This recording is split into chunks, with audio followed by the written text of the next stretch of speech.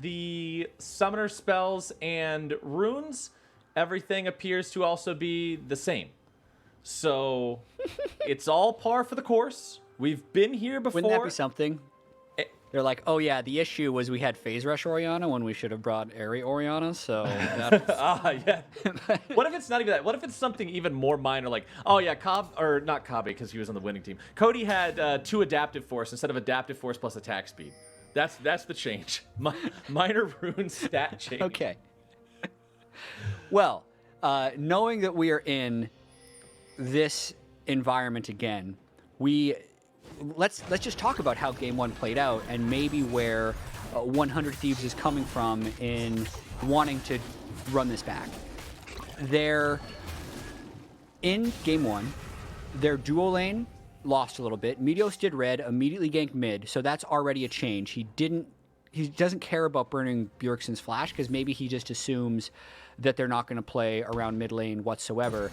Instead, 100 Thieves doesn't want those top lane skirmishes to go bad. Right. So expect more caution from Someday early. Maybe expect even more scaling from 100 Thieves, because there were moments in that last game where some of the team fights felt close, despite 100 Thieves being down 6,000 or 7,000 gold. So if I had to guess, 100 Thieves is thinking, okay, we can try a few early ganks on Broken Blade to get Someday going early, knowing that Dardoch likely isn't up here right now. But for the most part, I'm expecting 100 Thieves to play more passively this game. Meteos on the enemy Krugs. Broken Blade walking up to the brush to face check this one, but Meteos gets the better of him here in the trade early on. Broken Blade is going to be fighting this one. The Q3 hits. Broken Blade looks for more auto attacks. Okay. Will not flash to follow Meteos, but that's a summoner spell blown there by the jungler of 100 Thieves. Yeah, a little touch and go for Meteos there. I think largely he was okay chunking out Broken Blade because that's going to burn his teleport early. But this does really set up Dardoch to take advantage in the jungle. Meteos has only done 2 camps, whereas Dardoch is currently working on his 4th. So the Gragas will likely hit 6 much faster, and that means he will win most of these 2v2s. And knowing that Meteos' flash is down, this is the same path Dardoch did in Game 1. He didn't gank mid because they didn't know where Meteos was. Now they know Meteos is flashless, so they can take some advantage. There comes the damage from TSM. Ryoma still getting chased down here by Dardoch. Dardoch's in some trouble, though. Someday with a collapse. Dardoch doesn't have to flash away. Tries to use the body slam there to disengage. Dardoch likely going to be taken down. First blood for Someday, who manages to get himself double buffs as well. Bjergsen has some mana left in the tank, but not a ton. Broken Blade moving forward here. Buff transfer. Get a return kill. Remember, Someday already had to flash to get the kill into Dardoch, and Broken Blade will take the kill. He will take the buffs, and he'll take his way back up to top. Whenever that happens in my solo queue games, I say buff transfer complete. The classic. Because really, what just happened is you died, but your buffs ended up going to your own top laner. So now you can say Broken Blade is beneficial. Watching this one more time, not a bad play by Dardoch to gank, but you did see the teleport advantage come into play. As they commit, Someday knows he has TP advantage. He actually doesn't do it on a recall. He does it straight from lane, so he's not 100% full on health and mana, but you know he's able to close this down. He really wanted to be able to auto this, but he flashes for it. So there's a chance he might have been able to get in range, but didn't want to take any extra damage from Bjergsen. But now, since he did flash, it makes it much easier for Broken Blade to chase him down safely and pick up the double buffs for himself. Broken Blade off to an early kill here yet again, and TSM's making a collapse. This time, instead of the top lane, it is the mid lane. Bjergsen maintains the turbid aggro as long as possible to make sure the dive doesn't go awry, and it is a TSM lead early on here in Game 2. And that was beautifully done, knowing that there's a level 3 flashless Gragas who can provide CC, but you don't want to take turret aggro. Really smart by Bjergsen to get the turret aggro at max range so he could easily drop it. And they very cleanly execute a 3-man mid lane dive. You don't often see that many mid lane dives at 5 minutes into the game, but the situation was right and they walk away with the kill. They get the kills. Dardoch will farm back up here on his top side. Someday stepping forward to just maybe be a nuisance. He does have the wave shoved up all the way underneath Dardoch's turret. In the meantime, the bottom lane has gone about the same as it did in the previous game. It is a push advantage and a slight farm advantage for Kobbe and Biofrost against their counterparts of Cody and Stunt. And nobody's really paying attention to them early on. They're going to come into play later. So, I was just, pondering the fact that these are the exact same team comps and the start of the game isn't necessarily good for 100 Thieves. Right. And I started thinking, like, it's definitely happened more than a few times, but the last one that I remember crystal clear was actually MSI finals between CLG and SKT back in 2016 with Coach Zix, who is the coach of 100 Thieves right now. So it is something that I think he is somewhat prone to do in these situations.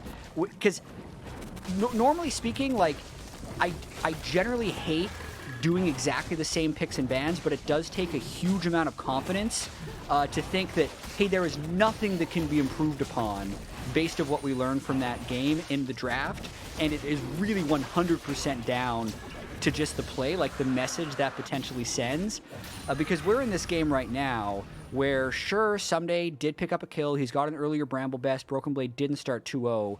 But we're still in that situation where Bjergsen's Corki is looking comfortable to scale up.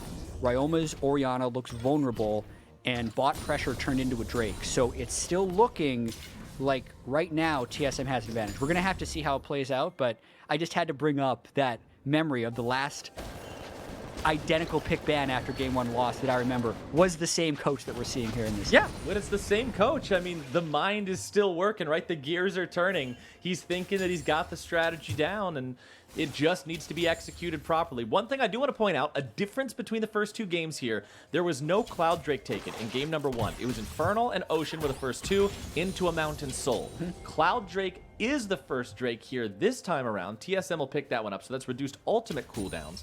I did not see which Drake is going to be spawning next, but... Yeah, Mountain is next. Okay, so no Mountain that means Soul. we're going to get either an Ocean or an Infernal Soul. Okay, so we'll only get the one Mountain, which will just be a small buff. It won't really matter that much. Soul will be very different. The thing is, though, that could be, better or worse, depending on who's in control of it, because the Ocean Soul is widely regarded as the strongest one. Infernal Soul also very potent on teams that have a lot of poke capability, like what Bjergsen and Kobbe are able to do with the rockets and the piercing arrows. So that'll be something interesting to keep our eyes on as well as this moves forward. Yeah, and with Rift Herald going down, it does bring up a fairly pivotal moment in the game for 100 Thieves. So they gave up the Drake. You could see Cody Sun burned his ultimate just so they wouldn't lose too much wave pressure bottom as they're getting just perpetually pushed in.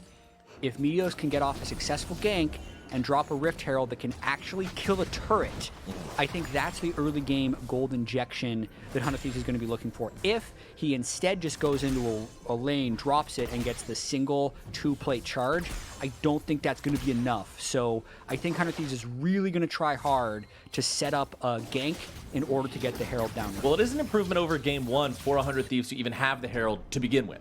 Remember in game number one, it was Dardoch who had the Herald summon it up here in the top side. Someday uses his ulti to try to stop the wave there in the top side, but it's going to be Dardoch moving towards him here with Bjergsen's help. The cast comes down and the kill is secured. Someday down for the second time in this game as the TSM Goon Squad again collapses 3v1 in the top lane. Game plan remains largely the same for TSM. They're attacking Someday. 100 Thieves, though, knowing that a bunch was just burned, package, flash, ult from the Gragas means they're pushing bottom. Since Ryoma is missing, this is as good as a successful gank because all 100 Thieves needs is free time to take 2.5 of these plates down to then have the charge. But the minions are running out. They drop it a little early, and this actually doesn't look like it'll take the turret. 3 plates in total is what they get. I mean, it's not bad, but you said couple plates in a turret, very different thing.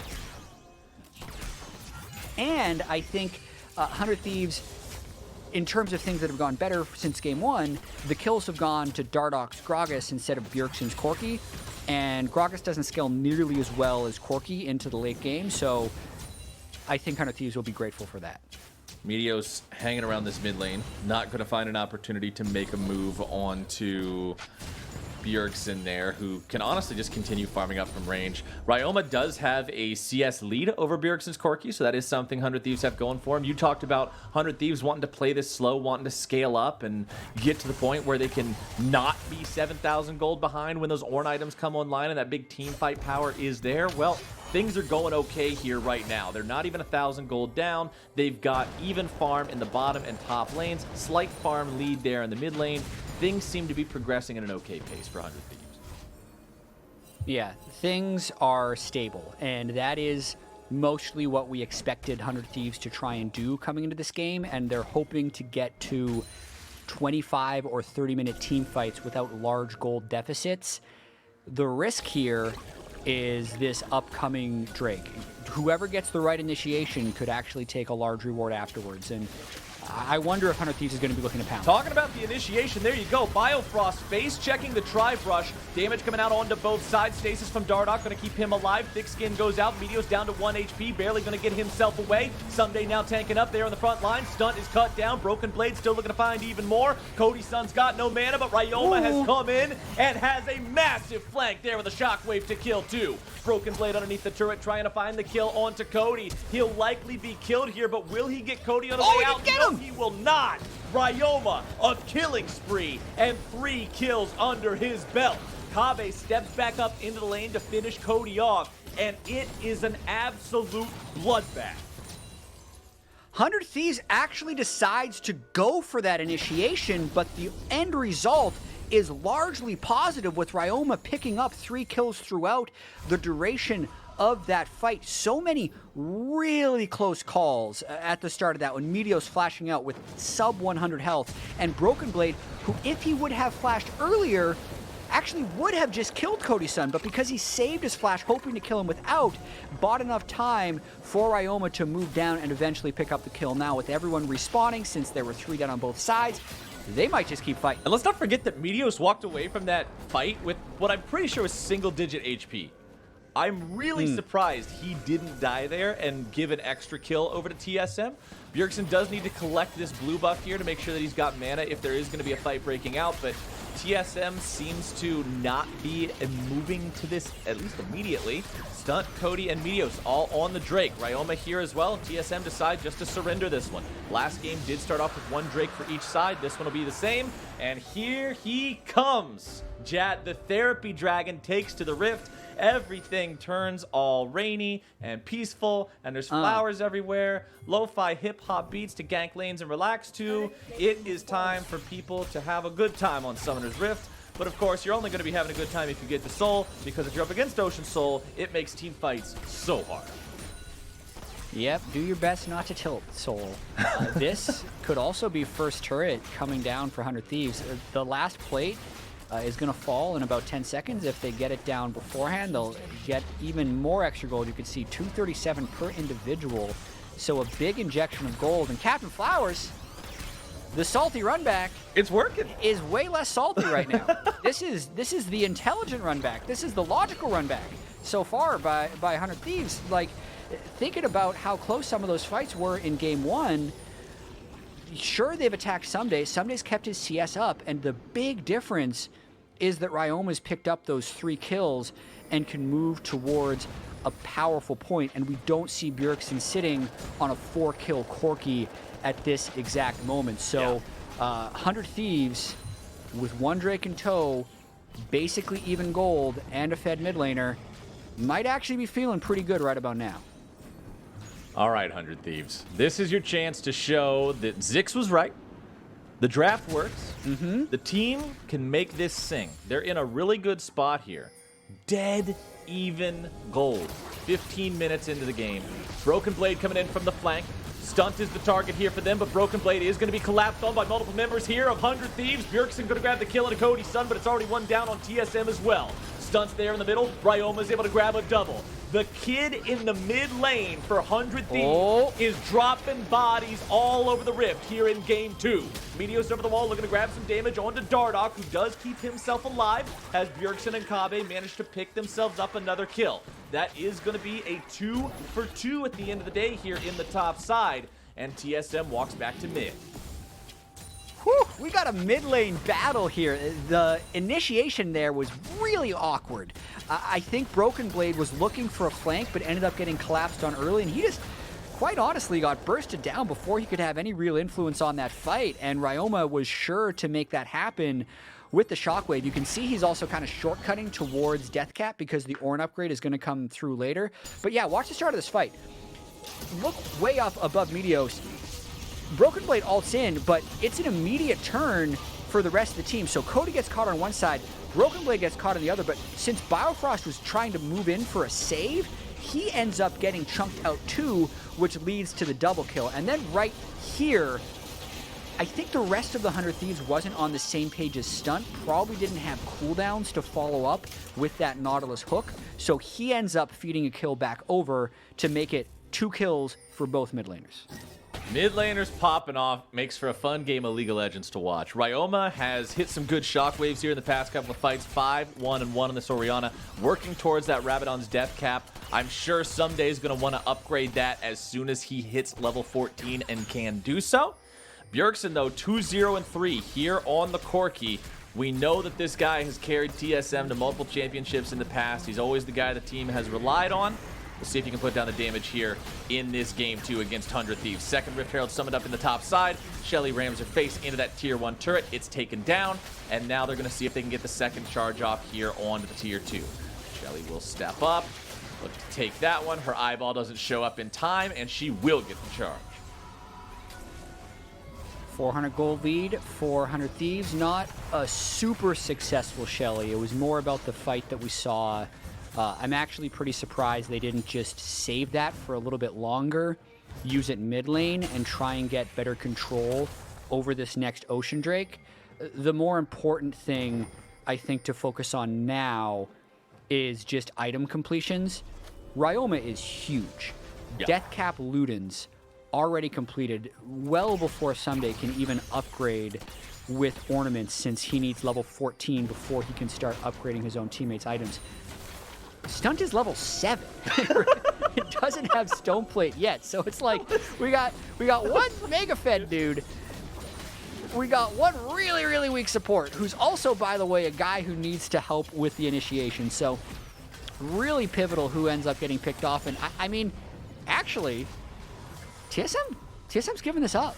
They're saying Ryoma's too big of a power spike. We'll take the gold onto Bjergsen. They did this in game 1 as well. When TSM actually had, I think it was 1 or 2 Drakes. It was 1.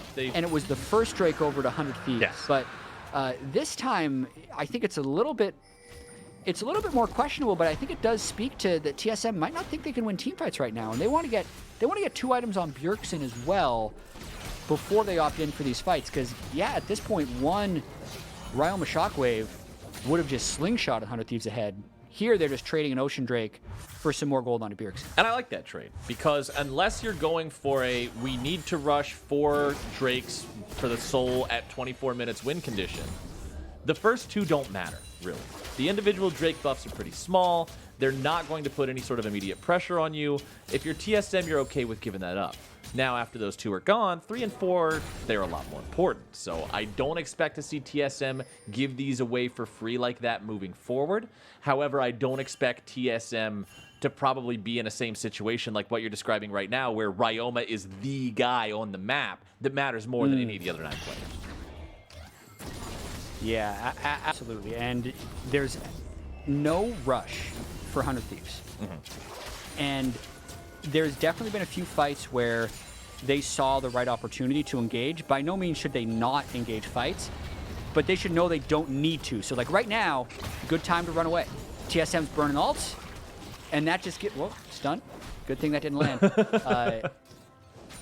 The rest of 100 Thieves know that like they're in an okay position now. When Ornn hits 14 and 15, they can start upgrading yet more items. Sure, if they see the right initiation, they'll go for it. That is a shockwave on to 3. Bjergsen thrown up here into the air. Meteos looking to find some damage. 2 members of TSM going to be stuck in the Cataclysm. Kave has to flash away. Horn coming in. Sound the horn. Shut down onto Kave. Another one in the pocket of Ryoma, and 100 Thieves win the fight. How rich is he now? I mean, only 6 kills, but as you mentioned, that was bounty gold down from Kabe, and that's the window that they saw. Like, if TSM is gonna use that many ultimates to fail a pick in the river, and then have the gall to stand up to that mid lane turret, yeah, you fight back. And that's exactly what 100 Thieves did. I think TSM's lucky to not suffer more deaths after that one. Yeah, 100 Thieves really biting back here in this second game. In contrast, honestly, to the games that we saw them play against Cloud9 in their first series of playoffs. The first game was about the same as the first game in this series. You know, their opponent took them down pretty swiftly. There wasn't a whole lot to it. But then in the second game of that series, Cloud9 beat them even faster. They beat them at 22 minutes or something. And so that's one of my concerns that I had heading into the second game of this series was, is it just going to be Cloud9 2, Electric Boogaloo, and we see TSM just steamroll them in the second game? And the answer is no. This is looking a lot more like 100 Thieves in the third game against Cloud9, where they just play better, they play as a team, they manage to do what their comp was drafted for, and they have this game so damn close right now, still having that lead, and lead, thy name is Ryoma. And that's what makes this just extra fascinating. It's so incredibly rare that you go back with exactly the same team comp. He was on Ward. Biofrost gets away, though. He will not be picked off here today. I do want to point out that Biofrost here for the second game in a row did go Knight's Vow over Gargoyle Stoneplate as well. Yep, so he's more vulnerable to burst compared to the standard Gargoyle Stoneplate that you see from most supports. And I'm just trying to think, Captain Flowers, like, what happens if 100 Thieves actually wins this game with 100% the same draft that they lost? Game 3, we have a tiebreaker between these comps. Well, yeah, you're only once you do the exact same comp twice. By the way, secret rule: you can only play the same chance for the rest of the series. That's definitely not true. But just like the analyst desk was talking about this, and probably said, "Hey, I don't think 100 Thieves even prepped that much for C9. They probably prepped a whole bunch for TSM. So they picked blue side. That probably means they have something else." The last thing you think is they pick blue side to just do exactly the same thing because that's what this week and a half of TSM prep has led to. But here we are, and it's working. So Ocean Drake in 20 seconds. That's a 6-kill Orianna. Dardoch doesn't have flash. I think everyone on TSM should be looking to kill Ryoma. He is the carry right now. Cody doesn't have IE. Kabe does have Rage Blade, Blade of the Ruined King. Bjergsen just completed RFC, so he's going to be looking to put out a large amount of poke. The initiation here, if it can go down onto Ryoma, would be huge. Nice sidestep there from Biofrost, getting away from Stunt's dredge line. Still no level 14 for Someday, which means still no upgraded Rabadons for Ryoma. Blue buff is up and available if TSM wants to go for it. You can see the pings coming out from 100 Thieves here. Biofrost is the man out front for TSM. As Stunt walks forward, dredge line connects. It's going to be focused onto Biofrost, who immediately flashes away. Chains of Corruption come down. Piercing arrow fired out. Bjergsen throwing in a couple of skill shots there from the periphery. As 100 Thieves back themselves away. Broken Blade was coming in on the flank. He positioned himself there naturally. That was not a teleport. Biofrost now, again, going to be jumped on. Horn goes off. They fire it through, but they once more only find the support of TSM. Dardoch moves forward. Meteo's going to be caught out, taking a lot of damage there. Health bars of 100 Thieves are down to half. TSM has won the fight in terms of the damage meters, and their reward will be this Drake. Wow, what a weird series that we just saw there. At the very start, Captain Flowers, it looked like Bjergsen was trying to recall to either finish an item or buy an elixir and then teleport back. So when Stunt hooked in, TSM wasn't really ready to fight. But then they kind of half won that poke battle, and I feel like Stunt made a big mistake. He re-engaged before his Aftershock was ready. So he re-hooked in, was a squishy Nautilus, had to immediately turn away, and that just allowed TSM to dump a bunch of damage down without a strong initiation being able to come out for 100 Thieves. So overall, TSM ends up winning that one, but it was only by kind of absorbing back-to-back Stunt initiation attempts. TSM not willing to let their opponents just take everything today. Drake's still even between the two squads. Gold might as well be even. 700 separating them doesn't mean a whole lot. Remember, those Ornn items are going to start coming online here and now. You can see Someday now hitting level 14, which means he will be able to upgrade either the Molten Edge or the Death Crown for one of his two carries. Yeah. Let's hope, for the purpose of Ryoma's Twitter, that he's moved his death cap into slot 1, because if Ludens is in slot 1, it will upgrade the Ludens instead. Okay, he moved it. And he got moved it. it. Okay. All right, they did yeah, it right. That's a fun fact for anybody who plays solo queue and builds multiple items that Ornn might be able to upgrade, and you wonder, why is this Ornn on my team upgrading the wrong item? OMG noob, why you do this? It's actually your fault. You are the OMG noob. You have to put the item you want upgraded in the, That's all it does. in the first inventory slot, because it upgrades automatically. So fun little fact there for you next time you're playing with Ornn on your team. Make sure you have that item in your first inventory slot, and that's the one that he'll apply the extra bonus to. So not only does he upgrade that item for Ryoma, he also completes his own Abyssal Mask, gets that upgrade, and that's a ton of extra stats and firepower there for the side of 100 Thieves. Okay. Biofrost, once again, the target, man. 100 Thieves have gone fishing, and they got a big one. Ryoma, godlike on the Orianna.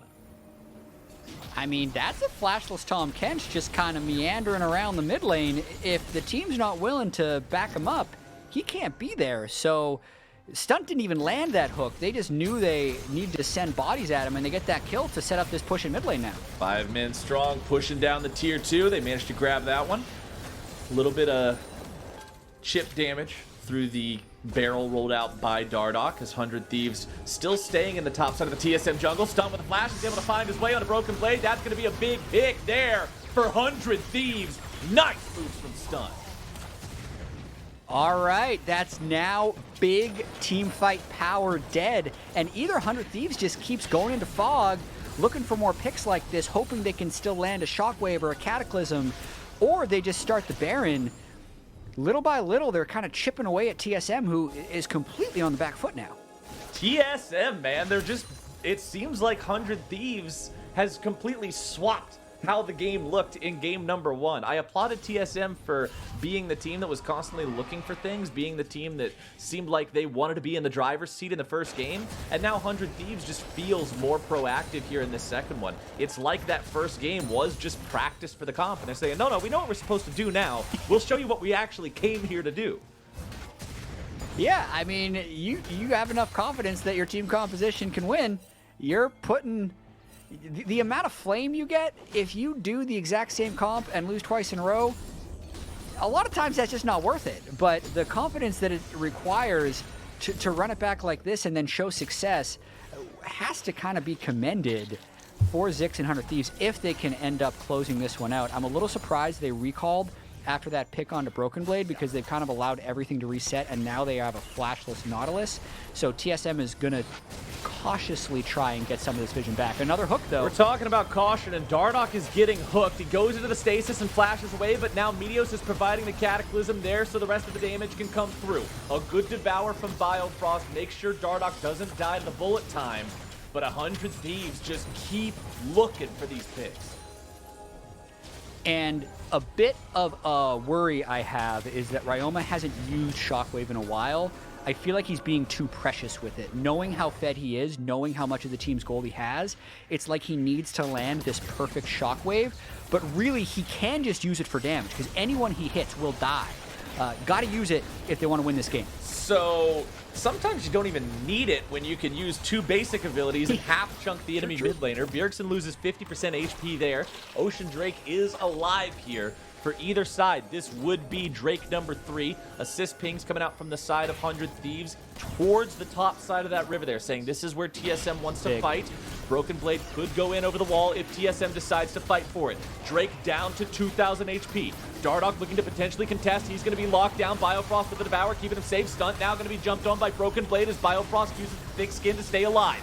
Drake is secured by Meteos and the rest of 100 Thieves. Broken Blade's in the stasis, and now he's taken down. 100 Thieves on the chase, looking to find even more. Someday going forward, he's got the Unstoppable. He's looking to continue this chase. Meteos now with the ball, ready to go in even further forward. Here he goes over the wall. There's your flash. There's your combo. There's your combo. There's 100 Thieves. Ryoma with a double kill, and that is 3 dead for TSM. 100 Thieves are pulling it off, Jack, and they're on to Baron. He finally used the shockwave, and it was at the exact right moment after the Meteos delivery to pick up his 10th kill of the game. 100 Thieves only has 12 kills. They're all on Ryoma, and that fight was actually more one-sided than the scoreboard even shows, because for most of it, Meteos was just smacking the Drake by himself, and 100 Thieves was playing a 4v5, so 100 Thieves is really far ahead. The double stone plate they have on jungler support, the triple tank setup they have, with the current gold income they have, because remember, in game 1, they were about 7,000 gold behind at 30 minutes. Now they are 4,000 gold ahead, so about an 11,000 gold swing when compared to the first 30 minutes of gameplay. With Baron up, with now a Void Staff on Ryoma and a level 16 Shockwave. Oh, man. They might look to end if they find the right initiation. TSM doesn't want to stand up 5v5, so we got Bjergsen split pushing one lane. We got Broken Blade trying to split push another. Meanwhile, front door's open. That's not a clockwork orb anymore. That sucker's a bowling ball, man. And they're just going to roll it towards each and every one of these fancy little pins TSM likes to call turrets, because 100 Thieves will not be stopped. Inhibitor number 1 already taken there in the mid lane. Yes, Bjergsen got a tier 2 in the top side. That is the best TSM thought they could get in that situation.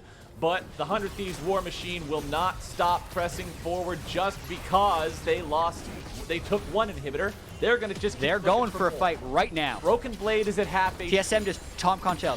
Okay, that's not the kind of shockwaves we were talking about looking for. However, the fight is going to be breaking out. Ryoma going legendary, able to find the kill onto Dardoch. Cody Sun and Stunt there in the back line, going to be taken very low. Bullet time coming out. Biofrost going to be burnt down. Double kill over to Ryoma as Bjergsen continues to retreat. The anchor will not find its way onto him, and the shutdown comes out. It's mid laner traded away from mid laner as Someday has to continue trying to run now. Broken Blade and Kabe looking to grab the kill onto him. A couple more arrows are going to do it. Piercing arrow finds the shot, but back into the fight comes Cody Sun, the TP, and he is there. The Baron-empowered minion wave is at the Nexus turret. It might be over. Broken Blade is the only man alive. He's got 10% HP. He's backing to the fountain right now. He still has to fight a 1v2, even if he does it. There's the flag placed down. There's the spear to make sure they're providing the interference onto Broken Blade.